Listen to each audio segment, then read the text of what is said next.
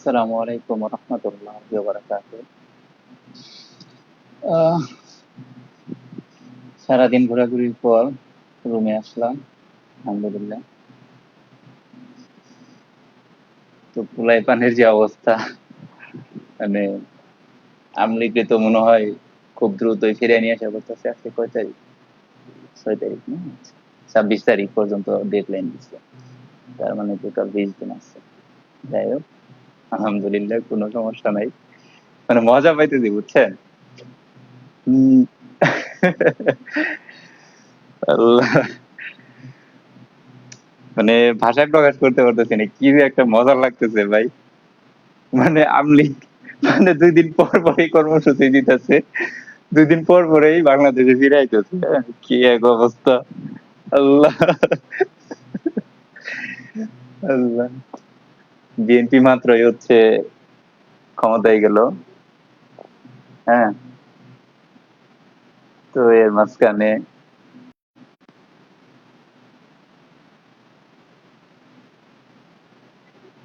BNP ক্ষমতায় গেল কিছুদিন হয়েছে, এখনো 6 মাস 1 বছর কিছুই যায় নাই।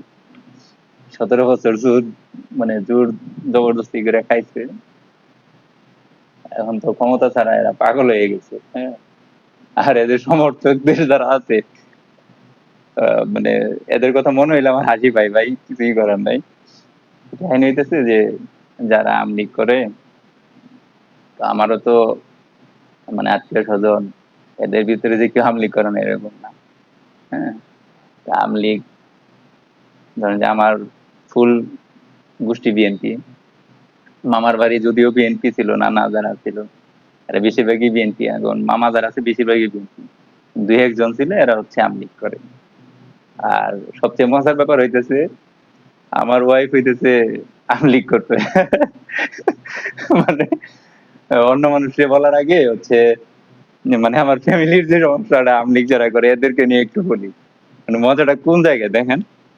তো আমার ওয়াইফ তো আমলিগ করতো, এখন পরে আমলিগ করার কারণটা কি এটা আমি বোঝাইতাম যে কি জন্য আমলিগ করে। এখন ও বলতেছে যে তুমি তখন তো হচ্ছে, আগে তো ধরেন যে জামাত বিএনপি এগুলো তো এক ছিল, আমি ছোট থেকে তো আমরা এইভাবেই জানিয়েছি যে জামাত বিএনপি, এবং আমলিগ সবসময় নাম নিতে এভাবে যে জামাত আর বিএনপি। তখন তো আমলিগের প্রধান শত্রুই ছিল জামাত আর বিএনপি। এখন এক পরিবেশ তৈরি হয়েছে, আমলিগ নাই, আহ, জামাত বিএনপি নিজ নিজ মত হচ্ছে রাজনীতি করতেছে, করুক, সমস্যা নেই। কিন্তু আমলিগ, মানে সমস্যা যেটা নিয়ে আমলিগ নিয়ে, তো আমলিগ তো ধরেন যে এখন তো নিষিদ্ধ ঘোষিত দল বাংলাদেশের রাষ্ট্রীয় আইন অনুযায়ী। এবং তারা হচ্ছে কিছু বিএনপিতেও যোগ দিছে, আর বেশিরভাগ হচ্ছে জামাতে যোগ দিছে। আবার যারা ধরেন যে জামাত পছন্দ করে না, বিএনপি কোনোভাবে পছন্দ করে না, এরা হচ্ছে নিরপেক্ষ আছে আর কি, কিন্তু মাঝে মাঝে একটু ফাল দিয়ে ওঠার চেষ্টা করে। কাহিনী হইতেছে কি, তো আমার ওয়াইফের ঘটনাটাই বলি।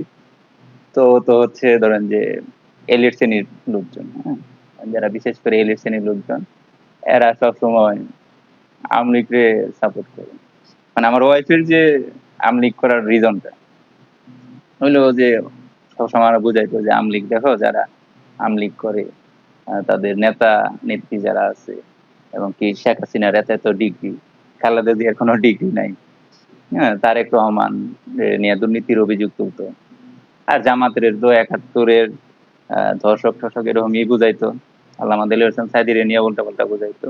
তো আল্লাহ মাফ করুক, কখনো হচ্ছে আলেম ওলামা, বিশেষ করে আল্লামা দেলোয়ার হোসেন সাইদিকে, মানে 1 মিনিটের জন্য কখনো হচ্ছে উনি যে রাজাকার ছিল অথবা আসলে এরকম কাজ করতে পারে কখনো বিশ্বাস করিনি। এবং এটা প্রুভও হয়েছে যে জামাতের হয়তো 2-4 জন, এবং তাদের যে নেত্রী পর্যায়ে নেতা নেতা পর্যায়ে ছিল তারা 2-4 জন হয়তো আহ আহ, যুদ্ধ মানে 71-এর সময় যুদ্ধের বিপক্ষে ছিল।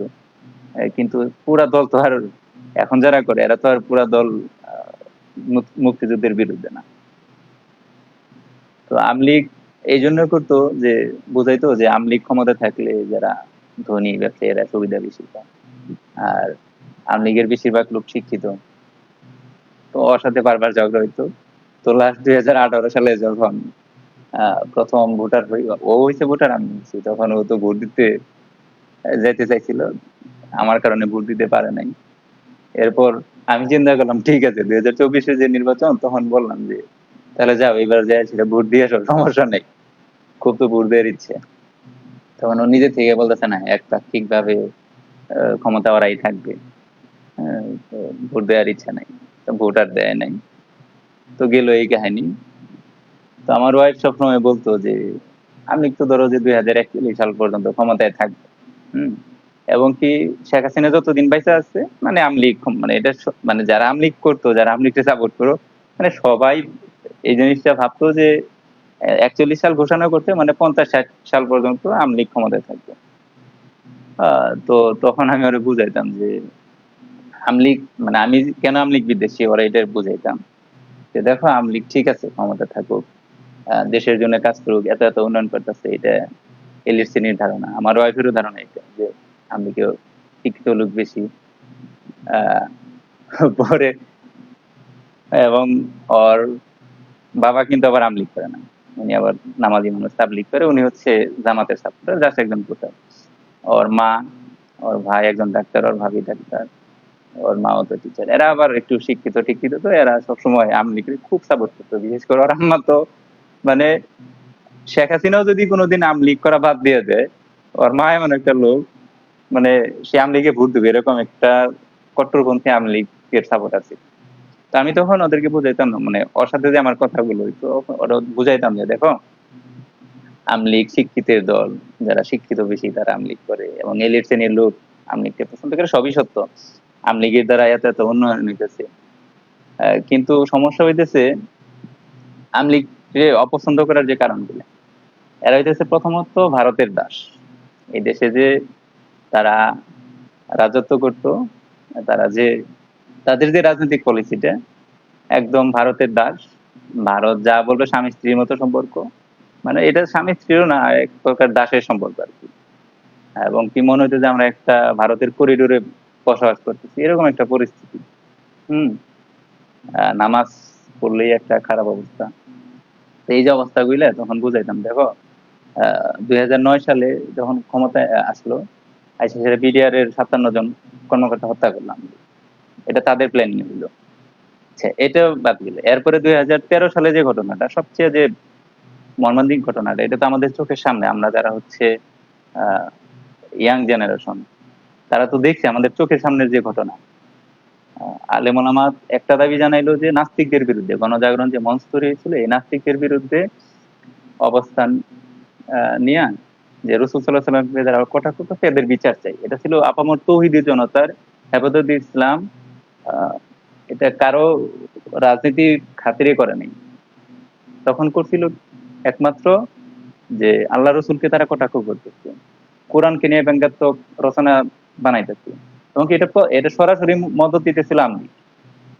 তো এই পর্যন্ত ঘটনা ঠিক ছিল, কিন্তু 5 মে 2013 সালে শত শত আলেম ওলামা, সাধারণ তৌহিদি জনতা এবং মাদ্রাসার ছাত্রকে তারা যে রাতের অন্ধকারে কিলিং মিশনটা চালাইলো, এটা কি তারা কি গেছিল ক্ষমতা দখল করতে? হুজুরা ক্ষমতা চায়? এদেশের সাধারণ যারা ইমানদার তারা কি ক্ষমতার জন্য হচ্ছে এখানে গেছিল? না, রসুল সাল্লাহ সাল্লামের অপমানের তারা একটা প্রতিকার চাইছিল। সেটা না করে শেখ হাসিনা তাদের হত্যা করলো। তো যারা ইন্টারেস্টিং বিষয়টা কি, যারা আমলিগ করে এরা মানে মানে এরা এতটাই গর্দভ, এতটাই হইতেছে ধরেন যে জানোয়ার, পৈশাচিক হৃদয়ের মানুষ। এরা ধরেন যে না ইসলাম মানে মানে হয়তো আপনি দেখতেছেন নামাজ পড়তেছে, পর্দা করতেছে, মানে এদের এত তো ভালো দিক, কিন্তু এরা ভেতর থেকে আমার মনে হয় যে আল্লাহ তাআলা এদেরকে সিল মেরে দিচ্ছে। কারণ যেখানে রসুল সাল্লাহ সাল্লামকে মানে তাকে কটাক্ষ করতেছে নাস্তিকরা, সেটার বিচার আমি আপনি যারা মুসলমান, আমি অন্য যারা অন্য ধর্মাবলম্বী আছে তাদের কথা বাদ দিলাম, তারা হয়তো বিচার চাবে না, কিন্তু আমাদের কোটি কোটি মানুষের প্রত্যেকটা মানুষের মুসলিমদের সারা বিশ্বের প্রায় 200 কোটি মুসলমান, প্রত্যেকটা মুসলমানের হৃদয়ের স্পন্দন হচ্ছে রাসূলুল্লাহ সাল্লাল্লাহু আলাইহি ওয়াসাল্লাম। তাকে কেউ ব্যঙ্গাত্মক করবে, এটা তো আপনি আমলিগ করেন, বিএনপি করেন, জামাত করেন, যা ইচ্ছা তাই করেন, কিন্তু একজন মুসলমান হিসেবে তো আপনার দাবি থাকবে যে যারা রাসূল সাল্লাল্লাহু আলাইহি ওয়াসাল্লামকে কটাক্ষ করতেছে এদের বিচার হওয়া দরকার। তো আমার বউরে তখন বুঝাইতাম যে এই যে আমলিগ যে ঘটনাগুলো ঘটাইলো, এই যে রাসূল সাল্লাল্লাহু আলাইহি ওয়াসাল্লামের বিচারের দাবিতে যারা এক হয়েছিল, এদেরকে যে হত্যাগুলো করলো, এটা তোমার কি মনে হয় যে এটা কি আমলিগ ইসলামের বিপক্ষে অবস্থান নিল না, এবং এই দেশের আলেম ওলামার বিরুদ্ধে অবস্থান নিল না? সরাসরি ভারতের যে দালালি, এটা তো এখানে প্রমাণ হয়ে যায়। কিন্তু এরপরে যে আমলিগ যারা করে, আমি শত শত মানুষের সাথে কথা বলছি যারা আমলিগ করে, এদের মনে বিন্দু মাত্র মানে অনুশোচনা নাই যে এই 2013 সালে যে হত্যাকাণ্ড হইলো, একজন আমি মুসলমান হিসেবে আমি কোনোভাবেই এটা সমর্থন দিতে পারি না। এই কাজটা যদি সাপোজ আমি ধরুন বিএনপি করি, জামাত করি, এই ঘটনাটা যদি বিএনপি ঘটাইতো, এই এই ঘটনা যদি হচ্ছে জামাত ঘটাইতো, এনিহাও আমি যে দলকেই সাপোর্ট করি, রাসূল সাল্লাল্লাহু আলাইহি সাল্লামের অপমানের বিচার চাইতে গেছি, এটার জন্য যদি কেউ মানে মানুষকে হত্যা করে, এটার বিরুদ্ধে অবস্থান নেই, সে যে দলই হোক, আমি অন্ধভাবে কেন সেই দলকে মানে আমি সাপোর্ট করিয়ে যাবো। আমলীগের যারা শুয়োর এবং জানোয়ার, আমি মানে আমার ভাষায় বলি, এরা হচ্ছে নিকৃষ্টতম মানুষের পর্যায়ে, এবং যারা মুসলমান হয়ে যারা করে এরা মুনাফিক পর্যায়ের লোক। কারণ রাসূল সাল্লাল্লাহু আলাইহি সাল্লামকে অপবাদ দিতেছে, রাসূল সাল্লাল্লাহু আলাইহি সাল্লামকে কটাক্ষ করতেছে গণজাগরণ মঞ্চে নাস্তিকরা, এর বিরুদ্ধে আমি সবাই তো হচ্ছে প্রতিবাদ জানাবো। কিন্তু এই আমলিগ যারা করে, এখনো যারা হচ্ছে করে স্ট্যান্ডিং 2026 সালে এসে 24-এ এত এরকম একটা ঘটনা ঘটলো, 2013-তে যে মানুষ মানে মুসলমানদেরকে হত্যা করলো, মুসলমানের বিরুদ্ধে অবস্থান নিল, সেই আমলিগরে হচ্ছে ধারণ করে। তো যারা ধারণ করে এরা হচ্ছে, আমি আমি আমি আমার ভাষায় বলি যে এরা হচ্ছে এক হচ্ছে হয়তো মুরতাদ, না হয় নাস্তিক, অথবা হচ্ছে মুনাফিক। কারণ কোনো মুসলমান হচ্ছে আমলিগকে সাপোর্ট করতে পারে না। কারণ আমলিগ হচ্ছে এমন একটা শুয়োরের জাত, আমলিগ হচ্ছে এমন একটা কুত্তার বাচ্চা যারা এদেশের মুসলমানদেরকে হত্যা করছে, যারা আমার রাসূল সাল্লাল্লাহু আলাইহি সাল্লামকে কটাক্ষ করার পরে তাদেরকে সেভ করছে, ওই নাস্তিক ব্লগারদেরকে, আর আপামর সাধারণ তৌহিদি জনতা হেফাজতের ব্যানারে যারা গেছিল, সেখানে বিএনপি হোক, জামাত হোক, মাদ্রাসা ছাত্র, এদেরকে নির্বিচারে হচ্ছে হত্যা করছে। এখানে এমন না যে আমলিগের লোক ছিল না, এখানে ধর্মপ্রধান আমলিগও কিছু ছিল। কিন্তু আমলিগের অবস্থান কি? 2013 সালে যে ঘটনা ঘটাইলো, এটা শেখ হাসিনার ক্ষমতা ঠিক রাখার জন্য ঠিক করছে। এটা আপনি যতগুলো আমলিগ পাবেন, আপনি যত আমলিগ পাবেন, এদেরকে বলবেন, সবাই একই কথা বলবে, না মানে ঠিক করছে, মানে আমলিগ মানে শেখ হাসিনা করছে মানে কি ঠিক করছে, এটা ইসলামের বিপক্ষে যাক, মানে দেশের বিপক্ষে যাক, কোনো সমস্যা নেই, শেখ হাসিনা করছে মানে ঠিক করছে। এরা মানে আমলিগ যারা করে এরা হচ্ছে একটা দলান্ধ। আমরা কথায় কথা বলি না ধর্মান্ধ, দেখবেন যে এলিট শ্রেণীর লোকজন কিছু হলে ধর্মান্ধ ধর্মান্ধ ধর্মান্ধরা এই করলে। আরে ভাই, ধর্মের প্রতি অগাধ বিশ্বাস, ধর্মের প্রতি অন্ধভাবে বিশ্বাস করা ঠিক আছে, কিন্তু বাংলাদেশের মতো রাজনৈতিক প্রেক্ষাপটে কোনো দলকে হচ্ছে অন্ধভাবে বিশ্বাস করা যায় না। আমি আমলিগ করি, বিএনপি করি, আপনি আমলিগ করেন, বিএনপি করেন, জামাত করেন, যে যাই করেন, কোন দলকে অন্ধভাবে বিশ্বাস করা যায় না। আমি হচ্ছে বিএনপি করি, আমি ধরেন যে জামাত করি, আমলিগ পছন্দ করি না, কিন্তু জামাত বিএনপির যদি হচ্ছে কেউ খারাপ কাজ করে, কেউ ধর্ষণ করে, কেউ চাঁদাবাজি করে, আমি তার পক্ষ নেব? কখনোই না। আমি এতটা হচ্ছে দলান্ধ হই না, দলের প্রতি অন্ধ অনুসরণ করতে যাব না যে দল যেটা করবে এটাই ঠিক। কিন্তু যারা আমলিগ করে, আপনি যতগুলো আমলিগ পাবেন, এই কুত্তার বাচ্চারা, এই জানোয়ারের বাচ্চারা প্রত্যেকেই দেখবেন মানে ওদের ধর্ম হইতেছে ওইটা, মনে হয় মানে ইসলাম ওদের ধর্ম না, ওদের ধর্ম হইতেছে আমলিগ। না, আমলিগ করাটাই ওদের কাছে একটা ধর্ম। তো এই যে একটা অবস্থান, মানে ইসলামের বিপক্ষে সরাসরি আমলিগ স্টেটমেন্ট নিতেছে, এরপরেও যারা আমলিগ সাপোর্ট করে, যারা দেখছে 2013 সালের ঘটনা, যারা বুঝে কোন মুসলমান আমলিগকে সাপোর্ট করার কথা, আপনি চিন্তা করেন। তো আমার ওয়াইফকে যখন আমি এটা বুঝাইছি, তো ও এরপরে বলছে ঠিক আছে, তুমি সমস্যা নেই, তুমি ইসলামিক রাষ্ট্র চাও, ঠিক আছে, তুমি জামাত বিএনপি, কিন্তু বিএনপি তো ইসলামিক রাষ্ট্র চায় না, জামাত বিএনপির সাথে কেন, তো এরকম বলতো। তো এরপরে বুঝাইতাম হচ্ছে 2018 সালের পরে যখন এই যে 22 সালে নরেন্দ্র মোদী যখন বাংলাদেশে আসবে, 21 সালে, 21 সালে, তখন আবার 2013 সালে হচ্ছে মাওলানা আল্লামা দেলোয়ার হোসেন সাঈদীর যে একটা রায় নিয়ে, ঘটনা নিয়ে প্রায় 200 জন কিলিং চালাইলো পরে। বাংলাদেশের 200 জন মানুষকে হত্যা করলো। এরপরে আসলো 2021-এ সেম ভাবে মোদির আগমন সাধারণ তৌহিদি মুসলমানদেরকে বাইতুল মুকাররমে যায় পিটাইলো। এলাকেন এই আমলিগ বাইতুল মুকাররমে মসজিদের ভিতরে জুতা নিয়ে যায় সাধারণ মুসলমানদেরকে পিটাইলো, এবং কি 57 জনের উপরে, ধরেন যে 57 জনের উপরে মুসলমানদেরকে এই আমলিগ হত্যা করলো। তো এরপরে কি হইলো? এরপরে হচ্ছে 2024, যেটা চোখে দেখা। 2024-এ প্রায় 2000 প্লাস মানুষকে তারা হচ্ছে চোখের সামনে, এখন যারা আমলিগ, এখনো যারা হচ্ছে আমলিগ সাপোর্ট করেন, ভাই সমস্যা নাই, রাজনীতি করেন, রাজনীতি থাকতে হবে। যারা আমলিগ সাপোর্ট করে 2024-এ যাদের বয়স 12 থেকে 14, 15-র উপরে হয়েছে, সে কি বুঝে না যে আমলিগ কি ঘটাইলো? আমাদের প্রায় 30,000 ছাত্র ভাই, বিশেষ করে মাদ্রাসা ছাত্র উপরে যাত্রাবাড়িতে তারা বেশি আরো চড়া হয়েছে। মানে এর আলেম ওলামার উপরে, মাদ্রাসা ছাত্র উপরে এরা সবসময় হচ্ছে চড়াও থাকে।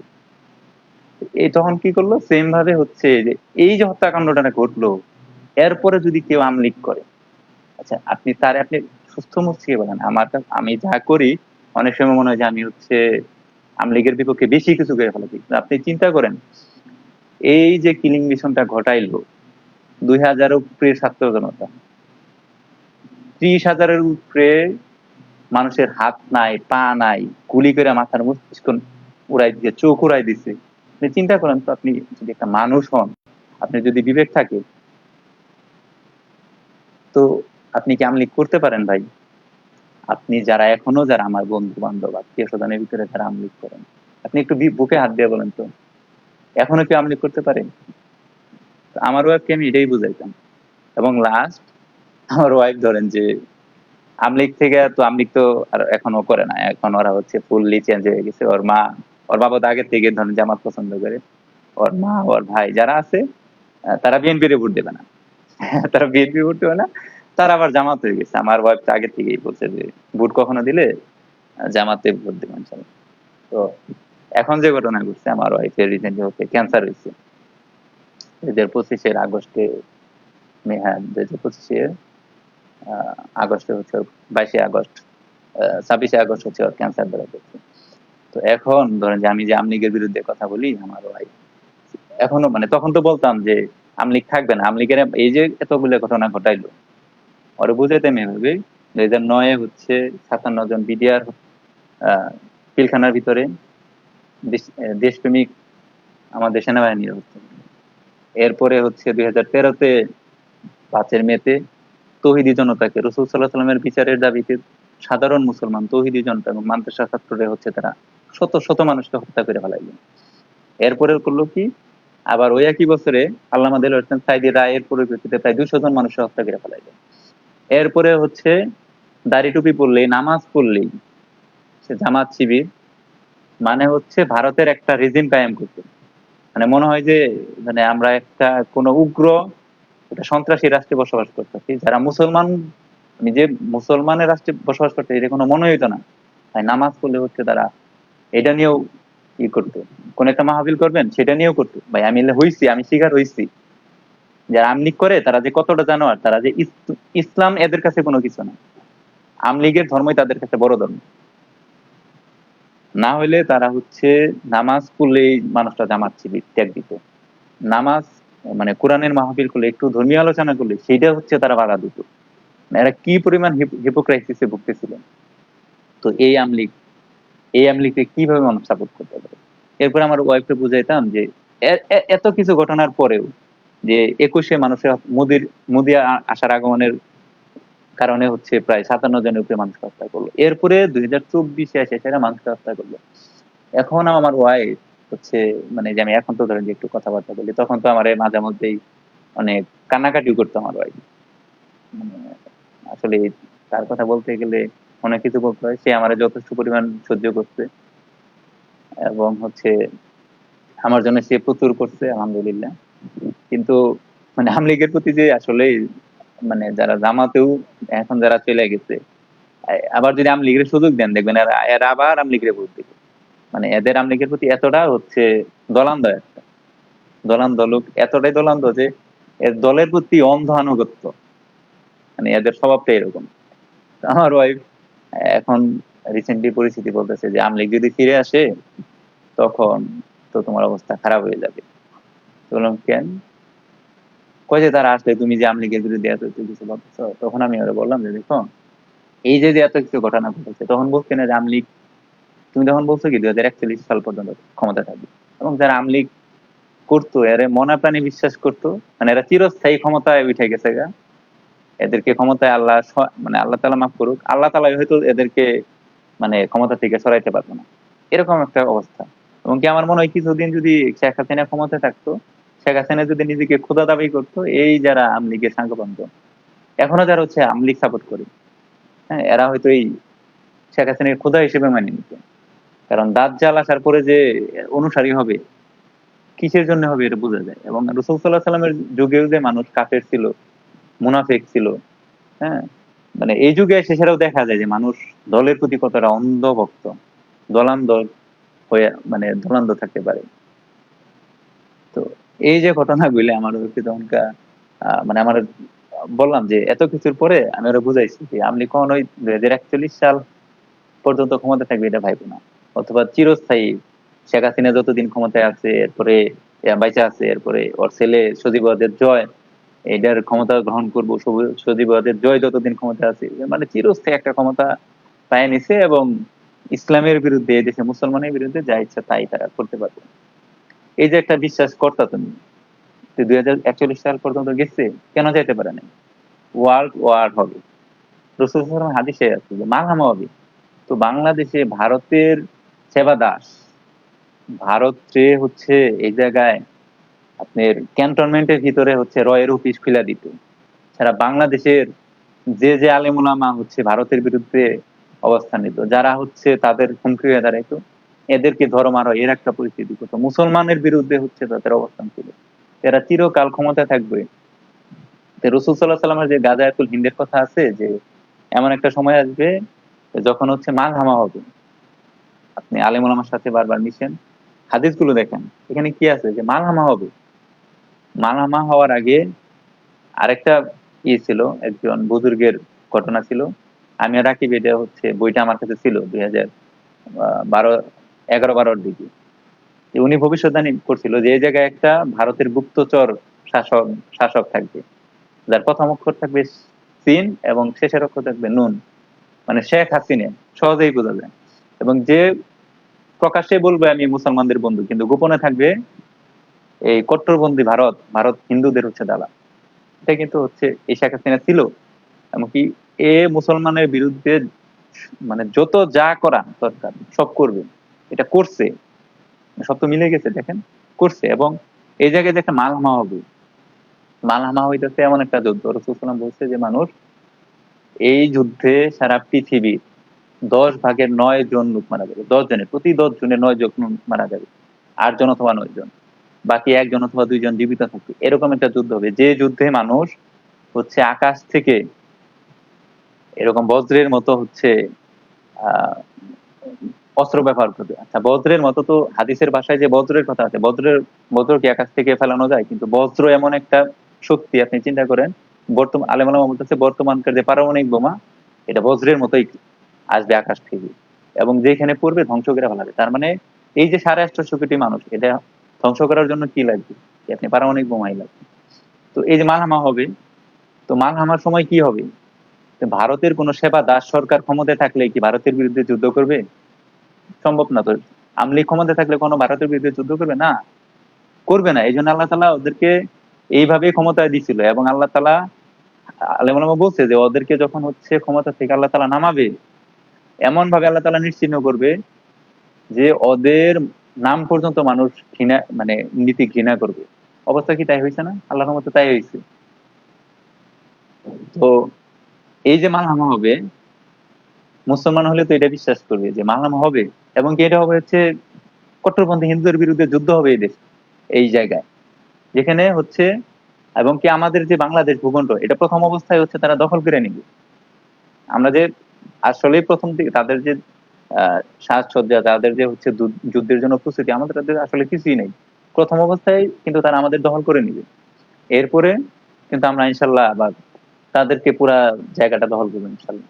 এই গাজায়াতুল হিন্দ পুরা পাকিস্তান, আফগানিস্তান, আপনার বাংলাদেশ, মায়ানমার, ভুটান, নেপাল, এই পুরা সাইডটা মিলে হচ্ছে ইয়া করেন, হাদিস গুলো ঘাটেন, এটা হচ্ছে গাজায়াতুল হিন্দ। এই জায়গায় যে হিন্দের যুদ্ধ হবে সেখানে মুসলমানরা জয়লাভ করবে। তো শেখ হাসিনা ক্ষমতা থাকলে, এই আওয়ামী লীগ ক্ষমতা থাকলে কোনো ভারতের বিরুদ্ধে যুদ্ধ করবে? আর বর্তমান যে ইসরায়েলের অবস্থা আপনি চিন্তা করেন, সারা জীবন কি ফিলিস্তিন মার খাবে? না, অতি দ্রুত ওয়ার্ল্ড চেঞ্জ হবে, ওয়ার্ল্ডের যে পজিশন, রাজনৈতিক অবস্থা, এটা একটা তৃতীয় বিশ্বযুদ্ধের মাধ্যমে হবে, এবং এরপরে ইনশাল্লাহ গাজাতুল হিন্দ হবে, যে যুদ্ধে হচ্ছে মুসলমানরা জয়লাভ করবে। আল্লাহ রসুল হাদিসে বলছে যে যদি এই যুদ্ধে তুমি বেঁচে থাকো, তুমি অংশগ্রহণ করবে, এবং যারা অংশগ্রহণ করবে, যারা এক অংশ আছে মুনাফিক, তারা হচ্ছে ভারতের পক্ষ নেবে। আল্লাহ না করুন হয়তো এই আওয়ামী লীগরাই ওদের পক্ষ নেবে, মানে ওদের আব্বা এই জায়গায় আবার ওদের ক্ষমতায় দিবে। এটা ওদের তো একটা মানে মুনাফিক শক্তির তো কাজে এটা, মুসলমানদের বিরুদ্ধে সবসময় থাকা, দেশের বিরুদ্ধে থাকা, ঠিক আছে?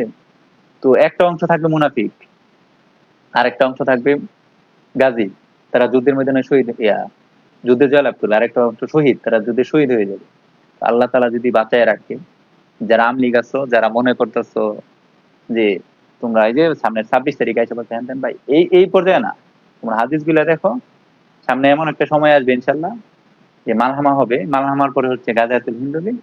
তো আল্লাহ তালা যদি বাঁচায় রাখে মালহামার পর্যন্ত, অথবা মালহামার সময় মারা যায়, মালহামার পরে মারা যায়, আমি আল্লাহর কাছে দোয়া করি যে গাজাতুল হিন্দ পর্যন্ত যেন আমার হায়াত আল্লাহ তালা দান করে, এবং যারা হচ্ছে আমার বিপক্ষে আছে তোমাদেরও দান করেন।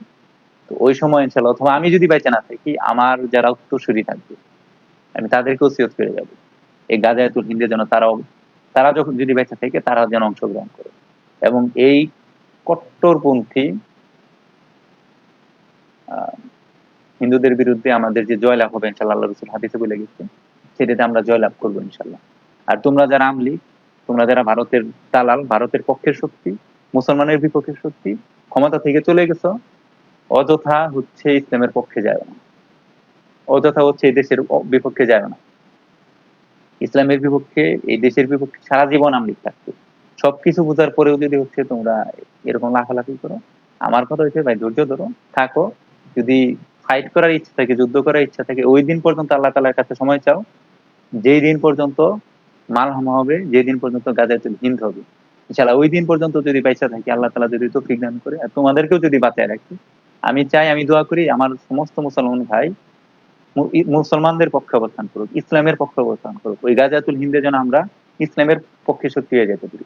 এখানে আওয়ামী লীগ থাকবে না, বিএনপি থাকবে না, জামাত থাকবে না, কোনো শক্তি থাকবে না, শুধু ইসলামের পক্ষে শক্তি, যারা মুসলিম এরা অবস্থান করবে। আর যারা মুনাফিক, যারা এই দেশের বিপক্ষে, যারা ইসলামের বিপক্ষে, তারা তোমরা ওই দিন আমাদের বিপক্ষে শক্তি হিসেবে থাকবে ইনশাল্লাহ, ওই দিন তোমাদের সাথে বিপক্ষে যুদ্ধ করবে ইনশাল্লাহ। এটা হচ্ছে আমার জীবনের চাওয়া। আর যদি মৃত্যুবরণ করতে হয় যুদ্ধের ময়দানে শহীদের মাধ্যমে, ইনশাল্লাহ আল্লাহ তাআলা যেন হচ্ছে আমার মৃত্যুদান করেন। তো আমার ওয়াইফ খুব চিন্তা করতেছে, সে খুব অসুস্থ থাকা অবস্থা হচ্ছে আমার চিন্তা করে, এবং মনে করতেছে 26 তারিখে হয়তো আমি ক্ষমতা আসা করবো। মানে এই একবার হইলো 16 ডিসেম্বর আসলো, আবার একটা করে ঘোষণা দিতেছে, মাঝখান থেকে তাদের যত নেতা কর্মী সব তো ধরেন যে বিদেশে আছে, মজা মাস্তি করতেছে, আর দেশে বসে থাকিয়া এই মুনাফিক শক্তির যে চেলাপেলা আছে এরা হইতেছে মাইটা খেতেছে। ভাই এজ এ মুসলিম তোমার কাছে হাতে ধরি ভাই, পায়ে ধরি, তুমি আমার আত্মীয় স্বজন, ভাই বেড়াদার যারাই হোক, দয়া করে ইসলামের পক্ষে থাকো।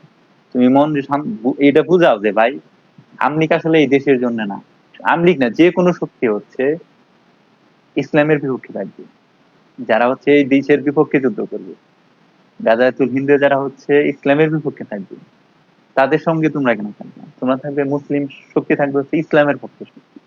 দোয়া করি যেন তোমরা এই পক্ষে শক্তি হও, কখনো ইসলামের বিপক্ষে শক্তি হবে না, এই দেশের বিপক্ষে শক্তি হবে।